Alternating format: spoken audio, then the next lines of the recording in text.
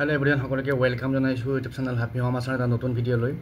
আৰু এই ভিডিওটিত আমি আলোচনা কৰিম আমাৰ যে গ্ৰেজুৱেট টিচাৰ আৰু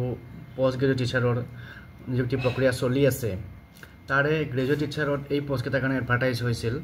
আৰু টোটাল 8004টা পোষ্ট আছে ইয়াতে তাৰ পিছত আমাৰ যেবিলাক গভৰ্ণমেণ্ট স্কুল আছে গভৰ্ণমেণ্ট স্কুলতো 226টা পোষ্টৰ কাৰণে এডভাৰটাইজ হৈছিল তাৰ উপৰি পিজিটি কিমান এডভাৰটাইজ হৈছিল সকলোৱে জানে পিজিটিৰ PGT 1424 1424টা মান ভ্যাকেন্সি কাৰণে 1424টা তাৰপিছত আৰু তাৰ লগত আৰু গভৰ্ণমেণ্ট স্কুলৰ কাৰণে 100 মান ভ্যাকেন্সি আছে তো এই ভ্যাকেন্সিখিনি এডভাৰটাইজ হৈছিল কিন্তু চৰকাৰে যেতিয়া ৰিজাল্ট ঘোষণা কৰিলে কাট অফ যেতিয়া ডিক্লেয়াৰ কৰিলে বা PGT দুটা ৰিজাল্ট ডিক্লেয়াৰ কৰিলে বা ডকুমেণ্ট ভেৰিফিকেশ্যন এতিয়া PGTৰ হৈ গ'ল কিন্তু জিটিৰ হোৱা নাই জিটিৰ ষ্টাৰ্ট হ'ব আৰু এই গোটেইখিনি প্ৰচেছ কমপ্লিট হোৱাৰ পিছত বা ৰিজাল্টৰ কামখিনি হোৱাৰ পিছত এতিয়া এটা নতুনকৈ চৰ্চা হৈছে যে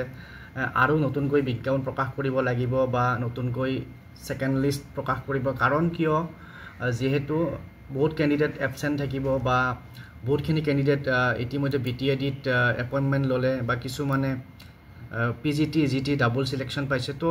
হেনেকুৱা ধৰণৰ কন্ডিশনৰ কাৰণে বহুতখিনি ক্যান্ডিডেট এবসেন্ট থকাৰ ফলত তো ভ্যাকেন্সি বহুত ৰৈ যাব গতিকে নতুনকৈ এডভাৰটাইজমেন্ট দিয়াৰ বিষয়টো এটা এতিয়া চৰ্চা হৈ আছে গতিকে এই নতুনকৈ এডভাৰটাইজ পাব্লিছ সম্পৰ্কত আমাৰ মাননীয় শিক্ষামন্ত্ৰী মহোদয় কি কৈছে সেইখিনি কথা আজি এই ভিডিঅ'টোত চাওঁ হওক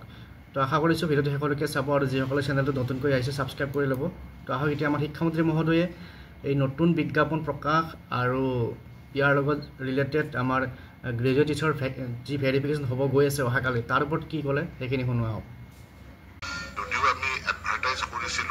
7588টা কিন্তু আমি এতিয়া ডকুমেন্ট ভেৰিফিকেশ্যনৰ কাৰণে আমি প্ৰাৰ্থী মাতিছো 6236 গৰাকী অৰ্থাৎ 1352 সেইখিনি পোষ্ট ভেকেন্ট ৰখিয়ে গ'ল সেইখিনি আমি পুনৰ তাৰ বিজ্ঞাপন প্ৰকাশ কৰিব লাগিব